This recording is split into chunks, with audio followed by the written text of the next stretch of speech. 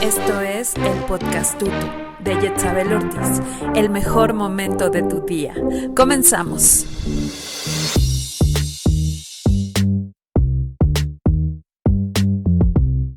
Hola queridos y queridas, yo soy Yetzabel y este es el mejor podcast del mundo mundial. Bienvenidos. Hoy vamos a hablar de por qué el sexo vende. ¿Por qué el sexo vende y vende tanto? Bueno, dicen por ahí que el sexo vende porque todos compramos las fantasías que promete, ¿será?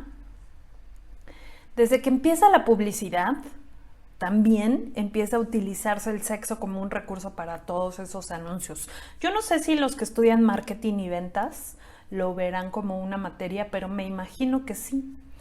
La pregunta es, ¿qué es lo que tiene el sexo que tan profundamente se relaciona con comprar cosas? ¿Por qué?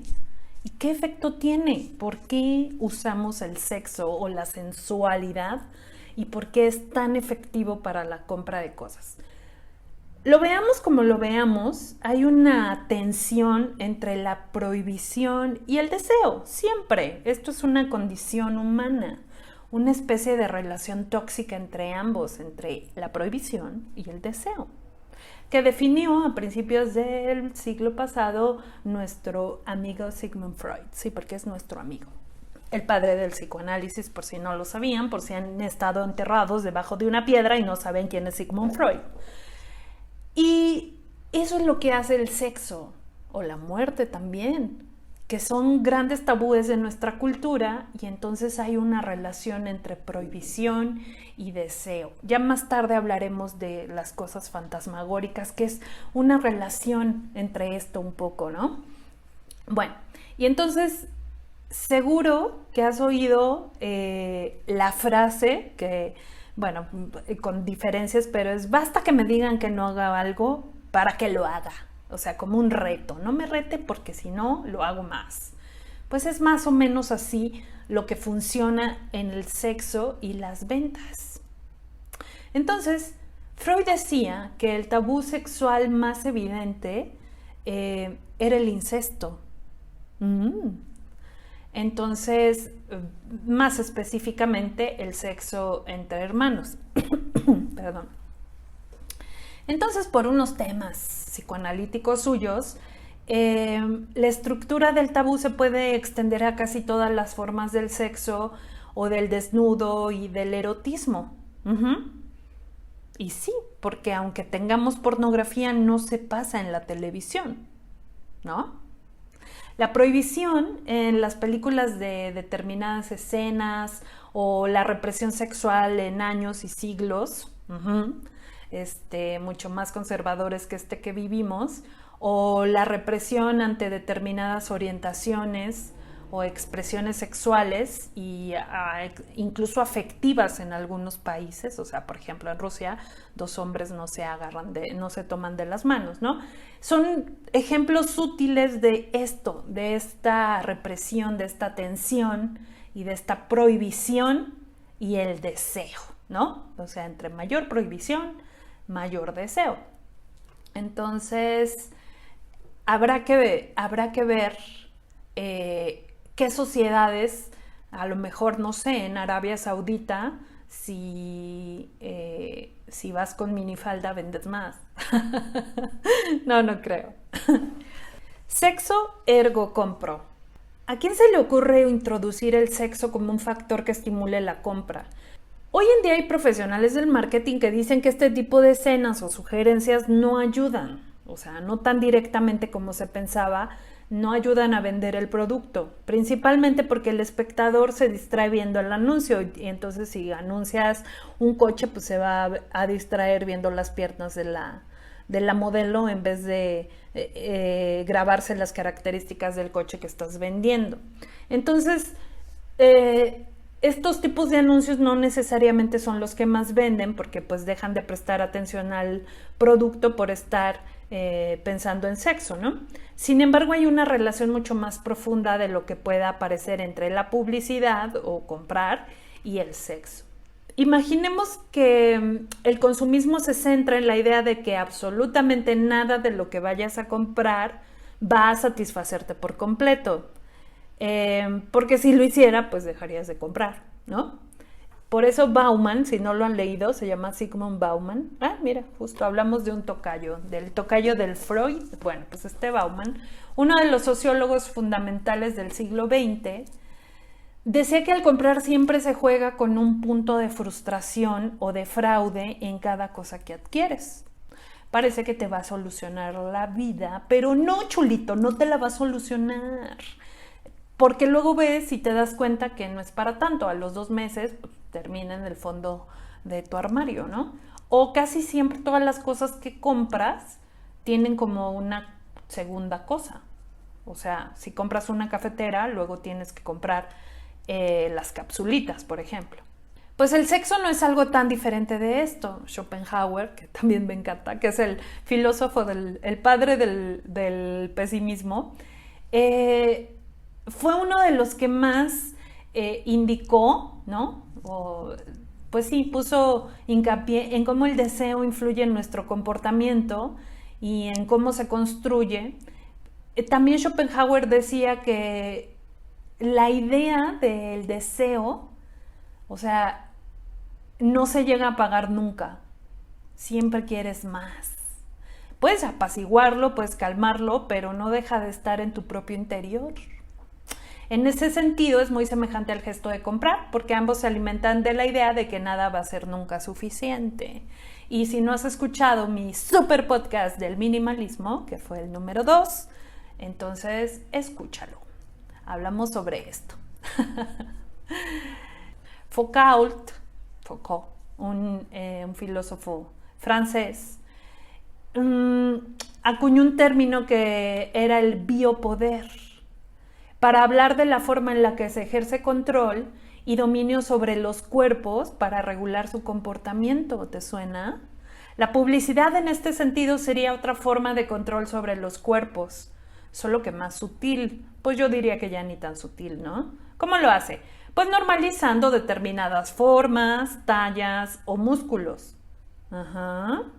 Nos suena y nos suena bastante. Haciendo ver que eso es lo correcto, lo natural y lo deseable, y por lo tanto, ejerciendo una presión sobre las personas para que traten de amoldarse, a este canon. Eso ya nos sucede totalmente, ¿no? O sea, es decir, tenemos un canon de belleza para las mujeres, un estereotipo de cómo deben de ser las mujeres, los hombres, pero sobre todo la insistencia sigue siendo femenina, por eso también hay tantos problemas, tanta incidencia de desórdenes alimenticios. Y al respecto, por ejemplo, de las tallas, hubo un escándalo hace muchos años con Zara, del grupo Inditex, de cómo manipularon las tallas, o sea, cómo y la creación de la talla 0, que obligaba de alguna forma a las masas, pues a estar más delgadas, a las mujeres sobre todo, ¿no? Bueno, entonces, lo interesante aquí es que un tipo de publicidad es lo que el tipo de publicidad dice al respecto de una sociedad o de un público en concreto, ¿no? Si el anuncio es muy machista, como ahora vemos anuncios de los años 50 y nos sorprendemos y nos espantamos lo machistas que son, ¿no? O si la publicidad es homófoba, etcétera. Actualmente, bueno, eso se cuida mucho más, pero también es si a pesar de esto se sigue vendiendo, o sea, si a pesar de que las estrategias de marketing sean machistas u homófobas, el producto se sigue vendiendo. Por supuesto, habla de la sociedad en la que está este producto, ¿no? Y pues que la sociedad de la que hablamos sigue aceptando este tipo de valores, aunque sea sin penalizar a la marca. Bueno, el sexo en la publicidad va a seguir existiendo y también va a seguir siendo una herramienta para normalizar otro tipo de cuerpos u orientaciones, y un mecanismo, pues no sé, más de ingenio y sorpresa a la narrativa del anuncio puede ser el dar justamente una cierta normatividad sexual y corporal. Al final no es un tema tan diferente, ¿no? Que de otro que esté relacionado con las grandes marcas.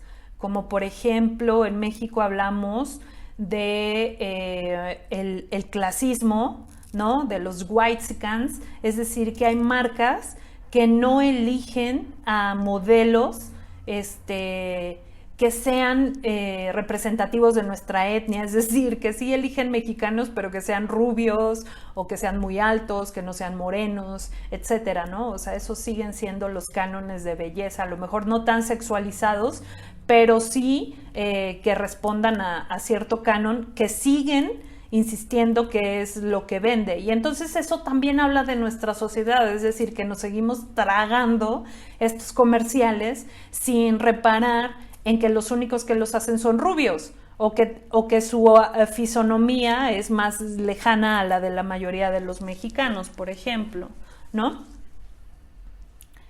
Y bueno, esto es de por qué el sexo vende. Ya sabemos por qué vende, porque genera una tensión entre la prohibición y el deseo. O sea, esa es la explicación. Pero el sexo no también vende. El sexo, el sexo también produce. Bueno, hay un estudio que dice que tener sexo entre semana mejora las finanzas. Es decir, que hacer el amor mínimo 4 veces a la semana incrementa el salario. Entonces, según la investigación de Nick Dridakis, que es miembro de la Lord Ashcroft International Business School de la Universidad de Anglia Ruskin, en Gran Bretaña, y del Instituto para el Estudio de Trabajo de Alemania, las personas que tienen al menos 4 veces a la semana ganan más dinero que sus colegas. Otra vez, ahí va, si no lo escucharon. Las personas que tienen sexo al menos 4 veces a la semana ganan más dinero que sus colegas. Así que, amigos, a producir.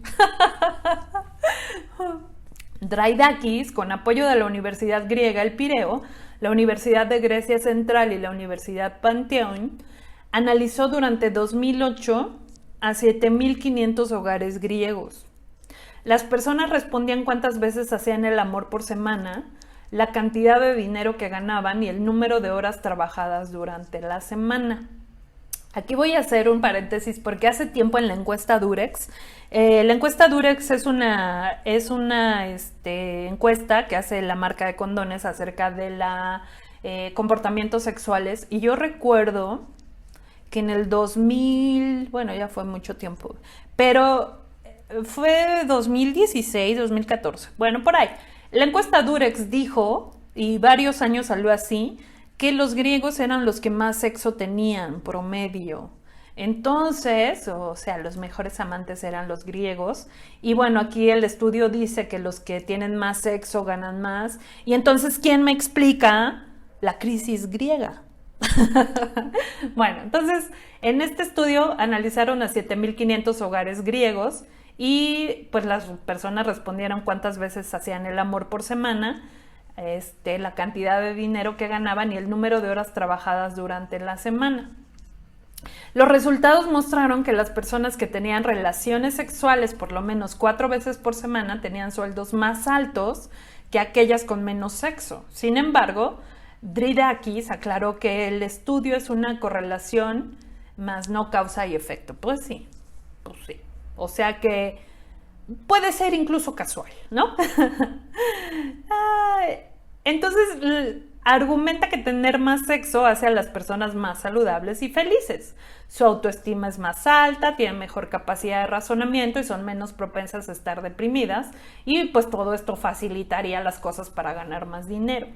La segunda teoría es que un salario jugoso podría hacer que una persona sea más deseable y atractiva, por lo que las posibilidades de hacer el amor sean mayores. Prefiero la primera. El estudio también concluyó que esta situación se presenta entre los 26 y los 50 años de edad y no influye en la orientación sexual de las personas. Bueno, entonces, el sexo vende, el sexo genera. ¿Y qué pasa con aquellos que no tienen sexo?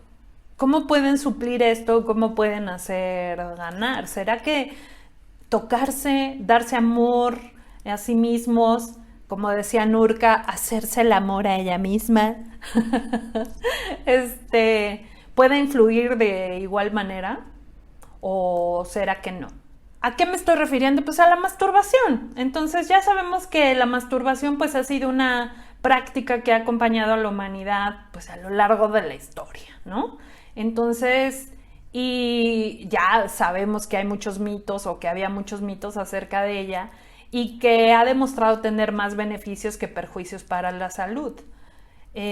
Obviamente si se hace en el rango de la normalidad, o sea, nada con exceso, todo con medida, por favor, no se vayan a arrancar ninguna de sus partes ni a lacerar ninguna de sus partes por compulsión. Todo lo que es obsesión y compulsión ya no está equilibrado. Entonces, ¿cuál sería una compulsión? Pues bueno, ya que afecte como cualquier adicción, que afecte a tus actividades normales, la escuela, el trabajo, ¿no? Que dejes de salir por masturbarte, etcétera. Pero esa sería como un parámetro para medir. Entonces, sabemos que los egipcios, por ejemplo, hablaban de algo de Apsu, que era un dios que nació después de crearse a sí mismo masturbándose. Entonces, pues bueno, ya ahí ellos no lo veían como algo malo, ¿no? Los griegos, por ejemplo, a excepción de Esparta, pues era vista como un don, y incluso Hermes se lo enseñó a su hijo Fauno para pues que aguantara los desaires de la ninfa Eco. Entonces, digo, ahora eso se vería como raro, ¿no? Así de, a ver, hijo, ven, te voy a enseñar a masturbarte, o a ver, ven, hija, voy a decirte cómo te tocas. Se me hace hasta como lo que mencionábamos de Freud, incestuoso. Bueno, en los albores del cristianismo, Agustín de Hipona fue el que la elevó a nivel de pecado. O sea, ¿qué daño nos hiciste, Agustín de Hipona? A lo mejor ahorita estás en el infierno, porque fue el que dijo que la elevó a nivel de pecado, ¿no? Y luego, Jean de Gerson, un sacerdote, pues orientaba a los sacerdotes a detectar este pecado y pues a la penitencia que merecía, ¿no? Y bueno, ya esa historia ya la sabemos. Entonces, un siglo después, mi querido Falopio, el Gabriele Falopio, que era un anatomista y médico italiano, y sí, debido a él, se llaman trompas de Falopio, que ya no se les dice así, ya en la medicina no está aceptado. Ahora son las salpinges. Bueno, pero volviendo a Falopio, él recomendaba a los hombres frotarse sus genitales de manera fuerte para aumentar su potencia. Y pues obviamente la Iglesia Católica lo vetó y lo odiaba y lo repudiaba. Después, en la época victoriana, la masturbación pues se consideró la génesis de muchos problemas sociales. Sin saber en realidad que la masturbación los apaciguaba, ¿no? Bueno, como el aletargamiento, la locura y hasta la calvicie, como ven. Entonces, yo de estos mitos, ¿no? Sí se sabe que te vas a volver loco. Pues no te vuelves loco. Y entonces, pues empezó a prohibir porque en esta época muchos la consideraban incluso mortal, letal. Bueno, y a pesar de los avances, ¿no? Muchos siguen creyendo o viendo a la masturbación como algo negativo, ¿no? Parece ser que los mitos que los mitos de la Edad Media siguieran vigentes, ¿no? Y pues no, ya sabemos que ni te dejas ciego, ni pierdes el cabello, ni sensibilidad en las manos, ¿no? Ni nada de esas cosas locas. Pues es todo lo contrario a esto, ¿no? Porque nada más lejos de la realidad, porque los orgasmos liberan endorfinas, que son hormonas amigables que al actuar sobre el sistema nervioso central mejoran la percepción de bienestar, proporcionan placer de manera directa y disminuyen significativamente el dolor. Entonces, incluso hay un estudio publicado por la Europe Journal of Psychology, sobre estos efectos, y bueno, pues es un analgésico, ¿no? La Universidad de Münster confirmó que el orgasmo alivia el dolor y disminuye los episodios de migraña en un 60%, e incluso en los casos intensos de las migrañas semicraneanas, o sea, las que te dan de la mitad de la cabeza, la mejora fue de un 40%. Así que por favor no les pongan de pretexto que me duele la cabeza. Si les ponen ese pretexto, ustedes le dicen, pues ahorita te lo quito. Entonces, pues nada, la cosa es tener orgasmos, sea en pareja a través del coito o sea a través de la masturbación, ¿no? Entonces, toda esta movilización hormonal de las endorfinas, la dilatación de los vasos sanguíneos y los movimientos en sí mismos que se producen durante un orgasmo disminuyen el dolor en la zona pélvica y atenúan, por ejemplo, en el caso de las mujeres, la endometriosis, que es una enfermedad que se produce cuando uno de los tejidos del útero, que se llama endometrio, pues se inflama.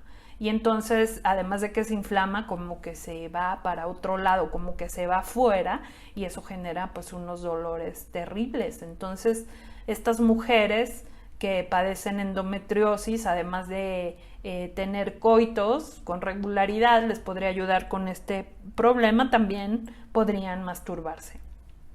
Se sabe que la masturbación disminuye el riesgo de cáncer de próstata, así que hombres, mastúrbense muchísimo.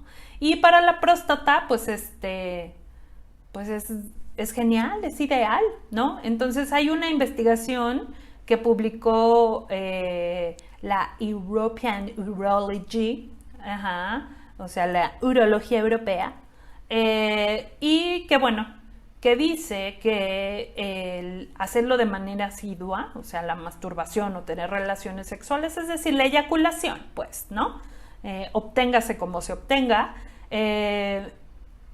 hablamos de un rango de 21 veces al mes, minimiza en una quinta parte el riesgo de padecer cáncer contra quienes no lo hacen, 21 veces al mes. Así que si no tienen pareja, pues lo pueden hacer todos los días, sin problema, sin sentirse mal. Entonces, bueno, la masturbación en sí aumenta las defensas. Hay un estudio que publica la Sexual and Relationship Therapy y donde se demuestra que hay un mejor funcionamiento del sistema inmunológico, y ahorita que estamos en tiempos de COVID, pues qué mejor que darle gusto al cuerpo.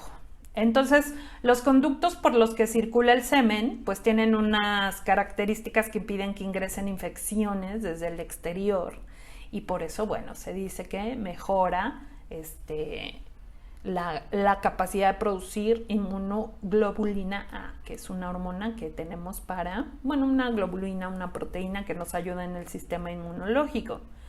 Y también una cosa importante es que favorece la capacidad mental en la vejez.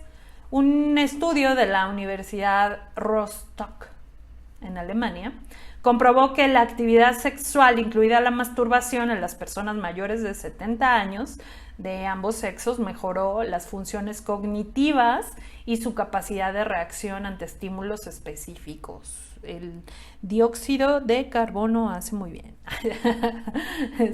liberarlo. Bueno, también demostró que favorece la transición en la menopausia. O sea, la masturbación se relaciona positivamente con la regulación de las hormonas reproductivas.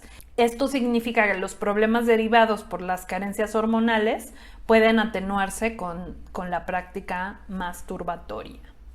Y también, pues si te masturbas, mejoras la calidad del sueño. Entonces, en otra investigación encontraron que al igual que los orgasmos, igualito, dentro de una relación normal con la pareja, los que se obtienen a través de la masturbación se asocian con la percepción de una mejor calidad de sueño, una mayor duración. O sea, da igual si te masturbas o si tienes relaciones sexuales con una persona, espero que con una persona, si no, pues ya sería una parafilia ahí, pero hablaremos de las parafilias en otro podcast. Bueno, también hay un mito sobre que se les prohibía a los atletas que tuvieran relaciones sexuales o que se masturbaran antes de los encuentros deportivos, pues porque su rendimiento bajaba, ¿no? Entonces ya se comprobó que esto no es cierto, que cualquier tipo de actividad sexual y la masturbación no merman en absoluto el rendimiento de los deportistas. Entonces ya no se tienen que prohibir. Y bueno, lo que sí es cierto es que prohibir la masturbación, ¿no?, puede enfermar. O sea, la masturbación ha sido una práctica normal en todas las culturas y sin embargo es no sé por qué socialmente sigue siendo como un tabú de alguna forma. Y bueno, prohibirla puede enfermar, por supuesto. No se sabe por qué algunos siguen considerándola como si fuera un acto inmoral, ¿no? Y muchos incluso, esto es lo que da pie a que se siga creyendo que tiene efectos negativos. Por ejemplo, un estudio publicado en Indian Journal of Psychological, o sea, en la India, halló que la prohibición excesiva en algunos individuos puede desencadenar alteraciones de tipo emocional, como el síndrome de edad. Este síndrome es un problema psicológico que afecta a los hombres que, bueno, creen que están sufriendo secreciones de esperma involuntarias y eso les genera así como mucho estrés.